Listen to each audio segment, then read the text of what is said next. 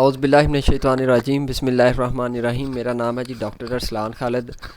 تو آج دوبارہ ایک نئی ویڈیو لے کے آپ کی خدمت میں حاضر ہو گئے ہیں۔ آج کی ویڈیو کا ٹاپک وائی بادی اور ساڑو کے متعلق ہے کہ جو وائی بادی اور ساڑو کے مسئلے مسائل جو ہیں وہ فارمز پہ بہت زیادہ آ رہے ہوتے ہیں۔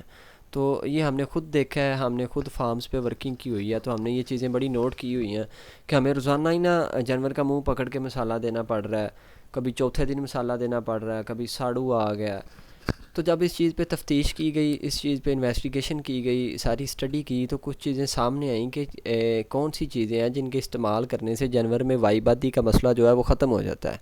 کیونکہ جتنے بھی بڑے یہ سوچ کس طرح آئی کہ جتنے بھی بڑے فارمز ہوتے ہیں نا، جس طرح نشاط ہے، ایور فریش ہے، اور بھی بہت سارے فارمز ہیں، تو جب ان میں اتنے زیادہ اینیملز ہوتے ہیں، 10,000 5,000 8,000 اینیملز کا ہرڈ ہے۔ 8,000 اینیمل بہت ہوتا ہے، 10,000 اینیمل۔ تو نارملی دیکھیں کیا ہے، اگر وہ تو نہیں نا روزانہ جانور کا منہ پکڑ کے اسے وائی بادی کا جی مسالے دے رہے ہیں، کبھی پیاز دے رہے ہیں، کبھی ادرک دے رہے ہیں۔ تو ان کا ایک ہی کام ہوتا ہے کہ وہ اپنی خوراک میں ایسی چیزیں استعمال کرتے ہیں جس کے استعمال کرنے سے جانور میں وائی بادی ختم ہوتی ہے، اور جو ساڑو کے مسئلے مسائل ہیں وہ بھی کم ہو جاتے ہیں۔ تو چلتے ہیں اپنی ویڈیو کی طرف۔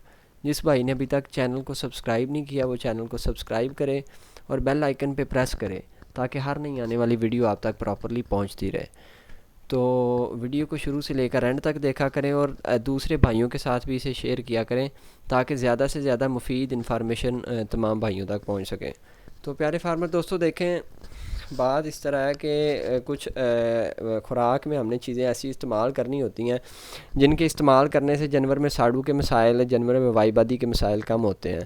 تو ہم نے جو اپنے فارمز پہ چیزیں استعمال کی اس میں چیزیں یہ اس طرح تھی کہ ہم نے میٹھے سوڈے کا استعمال کیا، یعنی کہ 50 سے 60 گرام ڈیلی بیسز پہ، ڈیلی۔ بے شک آپ ونڈا دے رہے ہیں، آپ سائلج دے رہے ہیں، یا آپ کو لوکل پٹھے کا استعمال کر رہے ہیں، تو آپ نے ڈیلی بیسز پہ جانور کی خوراک میں 50 سے 60 گرام جانور کے باڈی ویٹ کے حساب سے آپ نے اس میں میٹھے سوڈے کا استعمال لازمی کرنا ہے، جس کے استعمال کرنے سے انشاءاللہ جانور کا ہاضمہ بھی بہتر ہوگا، جانور کے معدے میں جو تذابیت کا مسئلہ چل رہا ہے وہ بھی ختم ہوگا، اور تذابیت کا مسئلہ ختم ہونے کے ساتھ ساتھ جانور زیادہ کھائے گا۔ اس کے علاوہ ٹاکسن بائنڈر کا ہم نے استعمال کیا، 40 گرام بھی استعمال کرتے رہے جانور میں، بڑے جانور میں 50 بھی کرتے رہے، اور 60 گرام بھی ٹاکسن بائنڈر کا استعمال ہم نے کیا۔ تو ٹاکسن بائنڈر کے استعمال کرنے سے بھی جانور میں جو یہ مسئلے مسائل تھے وہ کم ہوئے۔ اس کے علاوہ تیسری چیز جو ہم نے جانور کی خوراک میں استعمال کی تھی وہ منرل مکسچر کا ہم نے استعمال کیا تھا۔ دیکھیں منرل مکسچر جو ہے منرل مکسچر کا جو ہم نے استعمال کیا تھا اس کے استعمال کرنے سے بھی جانور کی خوراک میں اور جانور کی ڈائٹ میں بہتری آئی۔ منرل مکسچر بھی ہم 100 گرام 120 گرام ڈیلی کا جانور کے پر اینیمل کے حساب سے اس کی خوراک میں ڈسٹنگ کر رہے تھے اور اس میں استعمال کر رہے تھے۔ تو یہ ساری چیزیں جب ہم نے استعمال کی تو وائی بادی کے مسئلے مسائل اور جانور میں ساڑو کے مسائل بہت زیادہ کم ہو گئے۔